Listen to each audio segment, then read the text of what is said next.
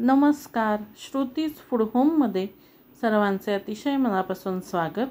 एकादशी महात्म्य या मालिकेतील पुढचा भाग आहे योगिनी एकादशी, ज्येष्ठ कृष्ण पक्ष.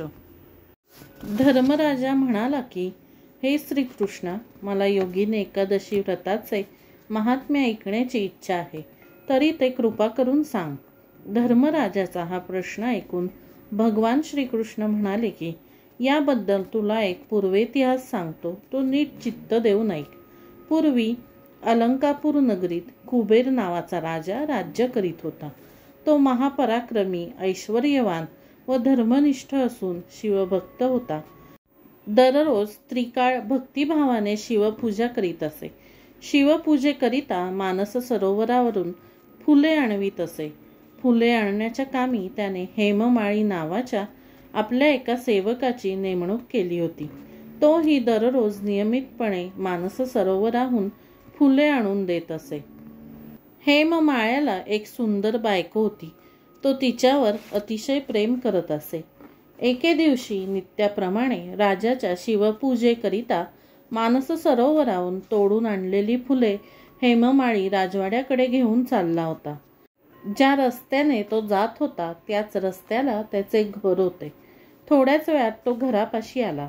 घर पाहून त्याला त्याच्या बायकोची आठवण झाली व राजाच्या शिवपूजेकरिता फुले देण्याला राजवाड्याकडे न जाता घरात शिरला.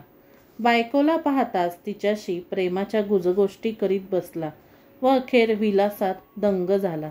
स्त्रीच्या प्रेमपाशात गुंतून स्वकर्तव्याला विसरला. इकडे कुबेर शिवपूजा करून फुलाकरिता हेममाळ्याची वाट पाहत बसला. बराच वेळ झाला, पण हेममाळी फुले घेऊन येईना. म्हणून त्याने आपल्या सेवकाला त्याचा तपास करण्यास पाठविले.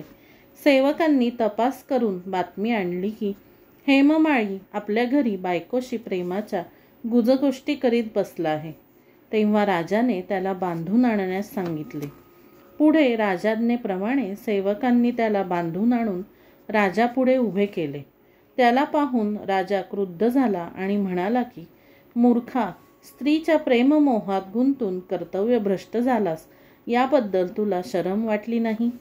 जर सेवकाने पत्करलेले कर्तव्य कोणत्याही कारणामुळे न करता भलतेच केले तर धनाच्या कार्यात कितीतरी नुकसान होते, याची कल्पना तुला नाही काय? दुराचार्या, तुझ्या या स्वकर्तव्यभ्रष्टतेमुळे माझ्या शिवभक्तीत अंतर पडले आणि ज्या अर्थी तू माझ्या सत्कर्मात शिवभक्तीत घोटाळा उत्पन्न करून खंड पाडलास, त्या अर्थी तुझ्या सर्व अंगावर कोड फुटून तुला अत्यंत दुःख होईल आणि स्त्री समागमाचे सौख्यही तुला मिळणार नाही. जा, माझ्या पुढे एक क्षणभरही उभा राहू नकोस. राजाने त्याला शाप देताच त्याच्या सर्वांगावर कोड फुटून तो मृत्यूलोकी पतन पावला. पृथ्वीवर अत्यंत दुःखपीडित होऊन भटकू लागला. त्याला कृतकर्मांचा पश्चाताप होऊ लागला. भटकत भटकत तो हिमालयावर गेला. तेथे मार्कंडेय मुनींची गाठ पडली. त्यांना शरण जाऊन दुःखमुक्त होण्याचा उपाय विचारला. तेव्हा मार्कंडेय मुनींनी त्याची कोण, कुठला, काय वगैरे विचारपूस केली. नंतर त्याने आपली सर्व हकीकत सांगून आपणाला कुबेराचा शाप कसा झाला हेही सांगितले. मार्कंडेय मुनींना त्याची दया येऊन ते म्हणाले की, जर तू योगिनी एकादशीचे व्रत करशील तर तुझी या दुःखातून, पापातून मुक्तता होऊन तू स्वस्थानाला जाशील. नंतर पुढे हेममाळ्याने योगिनी एकादशीचे व्रत विधियुक्त केले. एकादशी व्रत कसे करायचे हे सामान्य एकादशी व्रतात सांगितलेलेच आहे. तेव्हा तो या दुःखातून मुक्त होऊन स्वस्थानाला आला.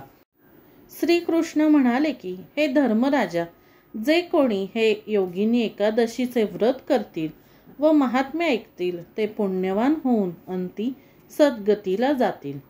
ज्येष्ठ कृष्ण पक्षातील एकादशीला योगिनी एकादशी म्हणतात. अशाच प्रकारच्या एकादशी व्रताविषयीच्या कहाणींसाठी आपल्या श्रुतीज फूड होम या चॅनलला लगेचच सबस्क्राईब करा आणि शेअर करा. भेटूयात पुढच्या भागात. धन्यवाद.